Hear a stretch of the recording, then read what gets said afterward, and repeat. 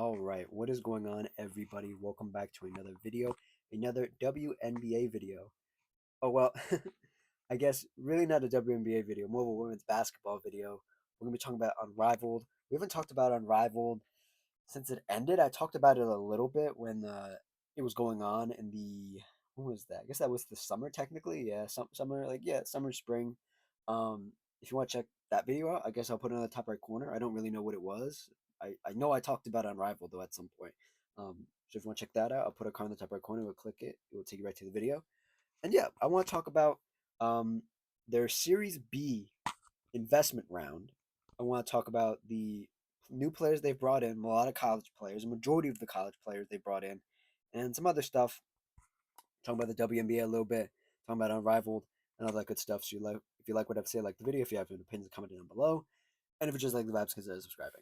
So the first thing I want to hit here is the players. Now, this is very unexpected, at least on my end. And I think to a lot of people, it's unexpected. For those who do not know, Unrivaled, it's a 3-on-3. Is it? Is it a 3-on? Jeez, I'm so bad. I believe it's a 3-on-3 or a 4-on-4. Um, yeah, 3-on-3 league. I knew it was a 3-on-3. I don't know why I thought it was 4-on-4. You very rarely see 4-on-4 in basketball. Anyways, I want to talk about the new players that they've brought in, or they're going to bring in this next season. Um, from what I had thought, they were going to try to get some bigger fish in the WNBA market specifically, like Caitlin Clark, Asia Wilson, maybe some other people around the edges to fill out that space where you're missing some of those bigger names. And I mean, like, Brianna Stewart's a big name, Nafisa Kali is a big name, um, Angel Reese is a big name. You have a couple big names. I'm not talking huge names. I'm talking players with a lot of clout, and that's what I thought the route they would go. But instead, they said, "Screw that. If they don't want to play, they don't want to play. Let's go get some college players." And they signed a bunch. When I say a bunch of college players, 14 in total. We're going to go through some of them here. I'm not privy to what everybody looks like, if I'm being honest. I know what some of them look like, obviously, but the picture's up there to show you the draft class in total. I'm not going to go through name by name and point out everyone to you, so we're just going to go through them here. I want to talk about ones I'd be looking forward to in this kind of 3-on-3 um, setting, because 3-on-3 is vastly different from 5-on-5, and some players struggle and some players flourish. But we'll run through them really quickly here. We'll go through the colleges as well. And yeah, so first one up, Lauren Betts. That's Lauren Betts, UCLA, and her sister Sina Betts. I don't know how to say that name. From UCLA as well. Lauren is eligible to come out this year, and she is somewhat projected to be the number one pick, depending who gets the number one pick, really. But she's my favorite player to go number one. Um, I think players like Lauren, who are bigger but still mobile, do very well in this setting. And she's young, she's athletic. Um, I guess I don't know much about her sister, so I assume the same thing. Um, so that'll be fun to watch. Madison Booker, Texas. Don't know Madison Booker. Um, cool name to sign, I guess. Um, Audi Crooks, Iowa State. Um, oh, I don't want to say that. Um, the powerhouse down low. That's the polite way to put it. The powerhouse down low. Not really familiar with her game. I don't think she's had a lot of college success, but she's an entertaining player with a lot of followers. So good for them. Az Fudd, UConn national champion, very accomplished college player, also dating. Paige Beckers, who I don't think is she playing this year in Unrivaled? I don't know if she's playing in Unrivaled. We'll find out right now.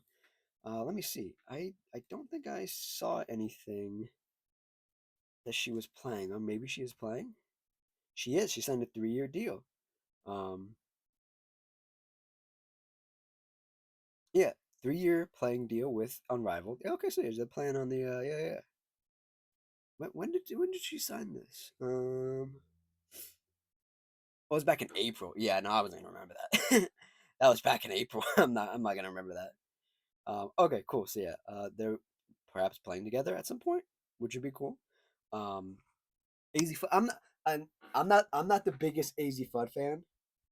In the sense of like, I understand where people see the allure of her talent and the skill set that she has, but in the WNBA, the bigs run a majority of the league, and the best players are usually bigs, right? There's like 1A and then 1B. Like 1A is usually centers, forwards, small forwards, and then 1B is like guards, right? And they're in that same space as a number one option, but usually not as great as you think they would be.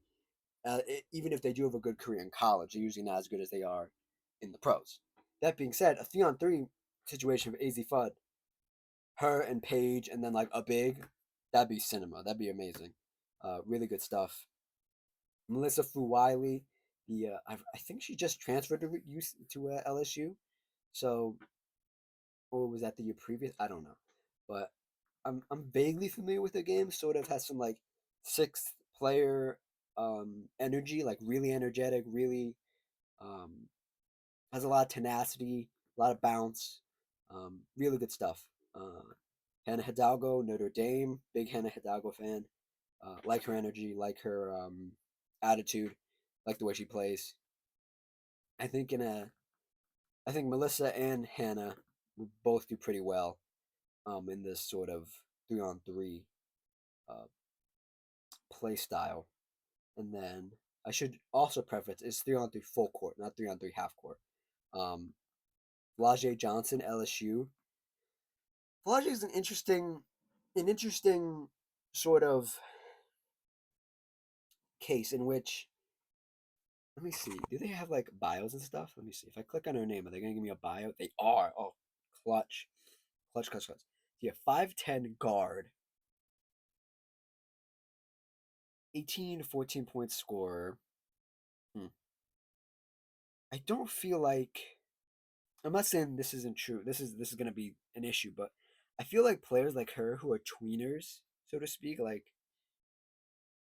5'10" guard, sort of skinny, plays okay defense.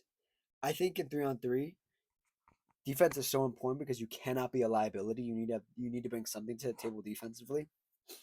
And even in the WNBA, you need to bring something defensively because you're going to be asked to guard one of the other team's best guards. Um, and you don't want to end up like Sabrina Nescu, who's just like hunted on defense constantly. I think in the 3-on-3 should be okay. I'm more concerned about her WNBA um, stock and where she's going to go. Even if she is going to play in the WNBA, I don't think she's fully committed to playing in the WNBA. I think she has one more year left of eligibility, so we'll see. Um, Next one, Tanaya Latson. Don't know Tanaya Latson. South Carolina. Unaware. Will be open to being impressed. Olivia Miles, TCU. I don't know about Olivia Miles. She's ranked top 3 or top 5 in a lot of mock drafts. I think her and AZ Fudd have to do something to impress me. Like as like a number 1 or number 2 option. That would really put it over the top for me. But Olivia Miles, good signing. Kiki Rice from UCLA. Not familiar with Kiki. Again, open to being impressed. Sarah Strong from UConn. I like Sarah Strong a lot. Um, really sturdy player. Really sturdy player. I'm pulling up her stuff right now. Yeah, a forward.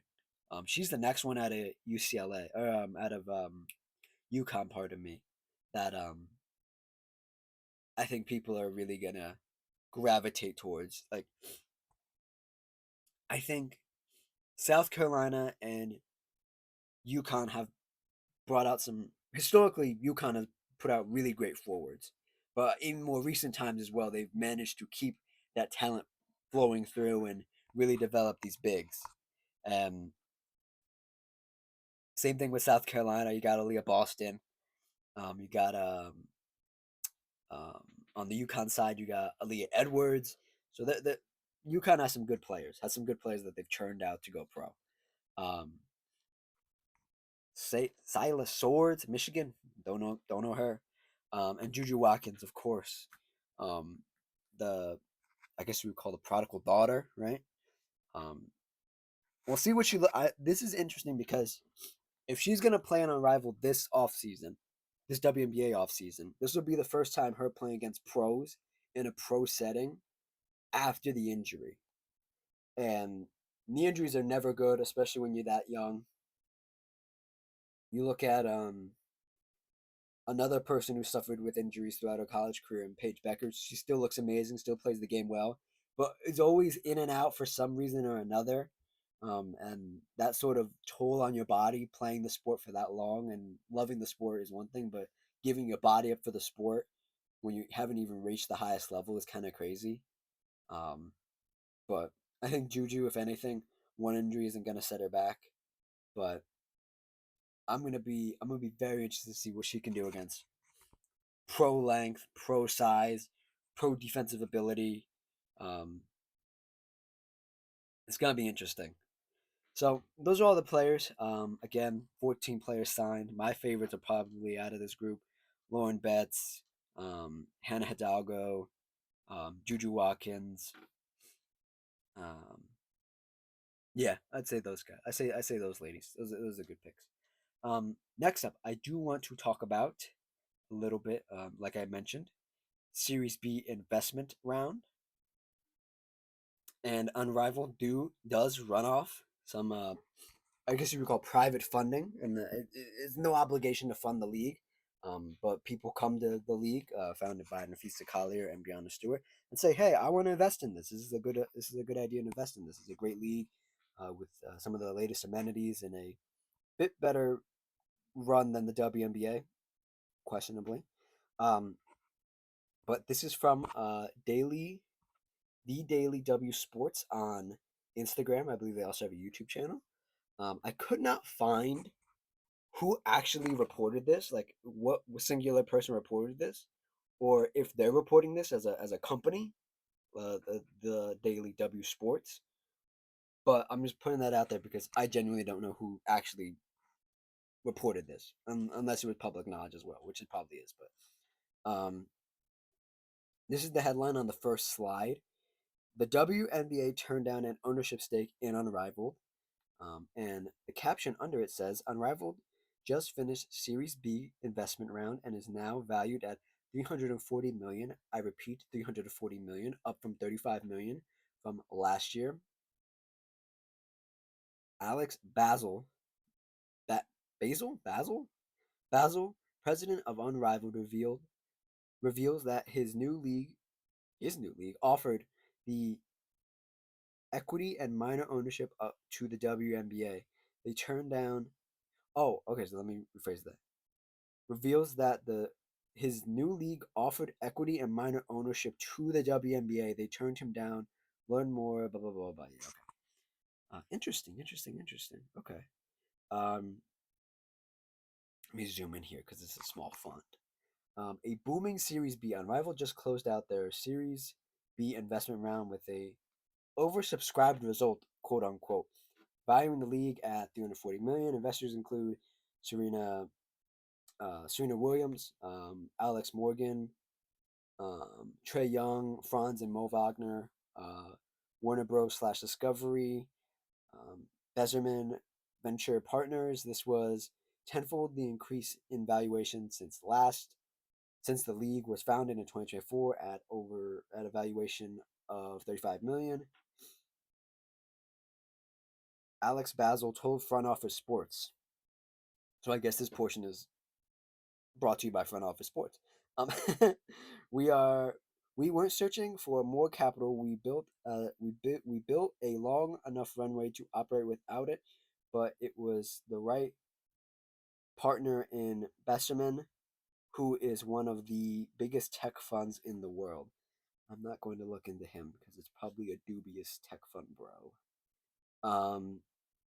A big revelation. In his Front Office Sports interview, Basil revealed an incredible detail, therefore unknown, revealed in an incredible detail, therefore unknown. What the hell does that mean? I don't know what the hell that means. He said Unrivaled offered equity in the news by WNBA. We went to the WNBA early, number one, told them about it, and we're certainly open to a partnership in terms of equity and ownership.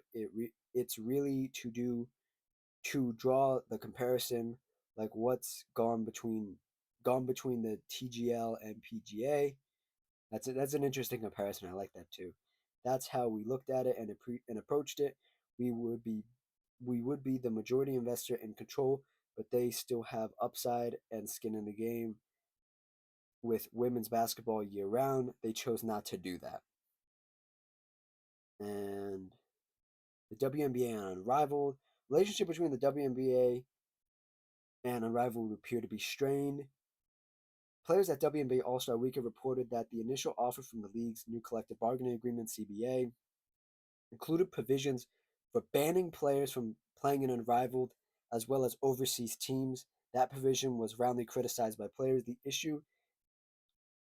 To be the This issue threatens to be the major sticking point for WNBA Players Association, WNBA Players Associations, WNBPA, um, and the league because the average salary on Unrivaled is roughly 3 times as high as that in the WNBA. Paige Beckers is said to be making $350,000 Unrivaled this year versus her $78,000 rookie salary in the WNBA.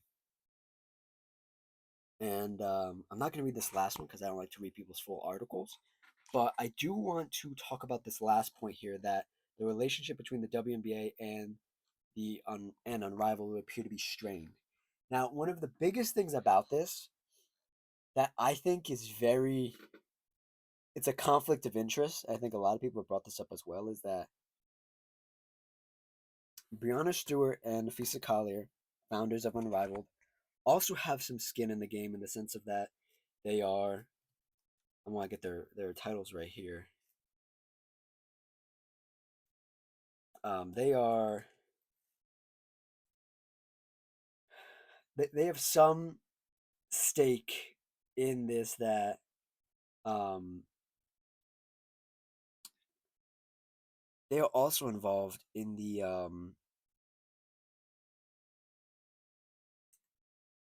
they're involved in the WNBPA Players Association in some capacity. Yeah, so Nafisa Collier is the vice president, Brianna Stewart's the vice president, Alicia Clark's the vice president, Aneka Agumake is the president, and Kelsey Plum is the first vice president.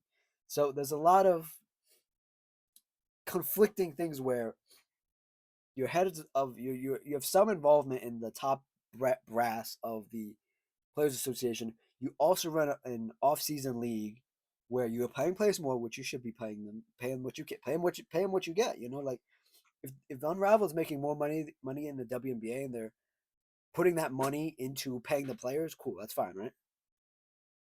But I think it's quite dubious that Nafisa Kale and Brianna Stewart are some of the biggest proponents of, let's not get this collective bargaining agreement done because of X, Y, and Z, and then let's force a lockout, and then we'll be the only game in town where you can watch women's professional basketball in the States. I think that's very sketchy. I'm not saying that's what they're doing. It just seems like a conflict of interest, and they have a more certified interest in, let's boost our league while taking the WNBA down. And the WNBA doesn't like Unrivaled, like it said in the post.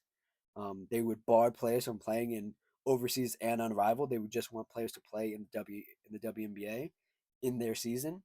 Um, do I think that's right? I mean, NBA players can't play in off-season leagues. They have to get like exclusive permission from their team, unless you're like LeBron James. You're like, well, I'm just gonna go play here, you know. And none of these players are like LeBron James. And I'm like, yeah, I'm just gonna show up and play. No, none of them can do that. Um,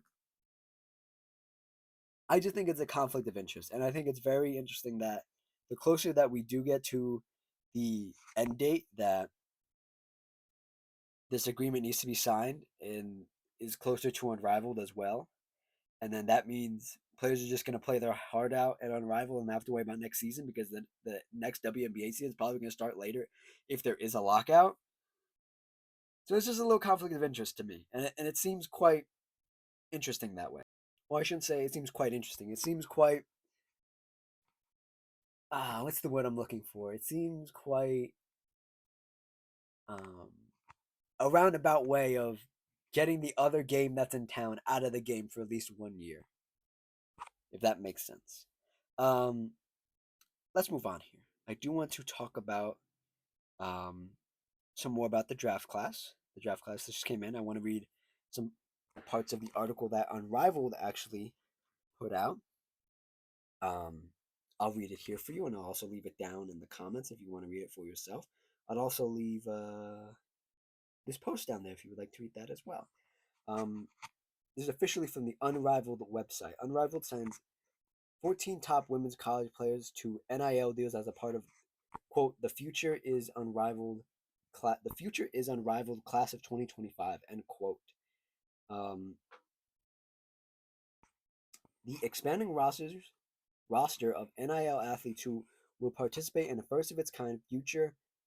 The Future is Unrivaled Summit presented by the Samsung Galaxy, sure. Is headlined by Lauren Betts, AZ Fuds, Hannah Hidalgo, Flau'jae Johnson, Olivia Miles, and Juju Watkins. Um,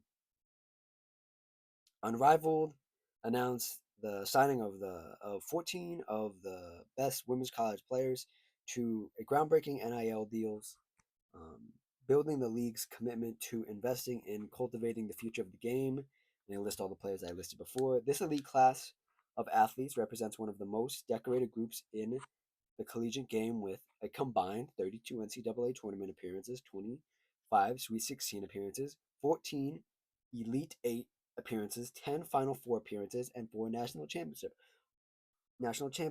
All players have had experience representing their country at the international level, either for USA Basketball or Canada, ranging from camp participations to winning gold medals for FIBA World Cups and championships. As recently as the 2025 FIBA America Cup gold medal won by Flau'jae Johnson, Olivia Miles, Hannah Hidalgo, um, Miles and Miles Hidalgo, Booker, and Crooks. Um, in a statement, they said, together with Unrivaled, Samsung is pushing the boundaries of what is possible in sports with the right focus, resources, and technology. Um, I'm not even gonna try to say that name. The vice president of mobile experience marketing at Samsung Electronics America. Geez, there's a lot of fucking technical speak in this. There's a lot of. Um, let's see here. I don't want to read the whole article, so um,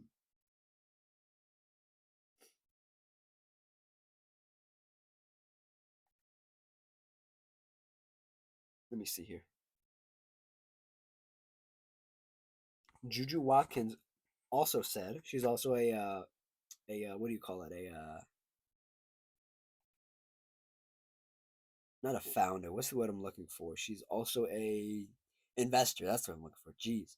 um Juju Watkins said, investor slash player now, said investing in an elite women's basketball talent is central to Unrivaled's mission.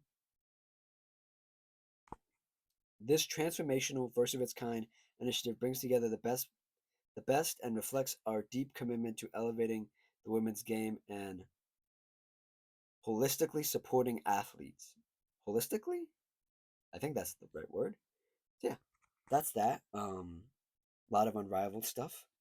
Let me see here. I think that's all the Unrivaled stuff and all the WNBA stuff that I wanted to talk about here. I did want to mention also, um, right here at the end of the video. Well, I have two things to mention here at the end of the video.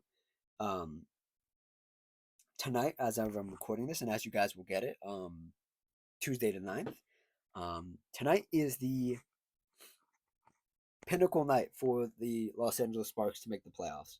Um, in a turn of events, if Seattle beats Golden State, then it's over for the season for the Sparks. If the Sparks lose to Phoenix, then it's all over for this season. So much nail biting tonight. So yeah, win, lose, draw. The Sparks are on the hot seat right now, and will they make the playoffs? I don't know. We will see. I did want to mention that here. I also want to mention that um, the new episode of Turmoil, the series on this channel, is almost done. I'm almost done with the script. I'm gonna finish it today. I'm gonna read over one more time, and then I'm gonna record it on Thursday or Friday, and it'll be up on Friday or Saturday, and you guys will get a. I think it's gonna be one of my biggest videos ever. Um, it's gonna be one of my longest videos ever, but I just want to put that out there. Be on the lookout for that. Check out my other stuff as well if you would like to, and yeah, that's it. A lot of Unrivaled talk, some WNBA talk here at the end. So thanks for watching, thanks for listening. Like, comment, subscribe, all that good stuff. And I'll see you guys next time. Cheers.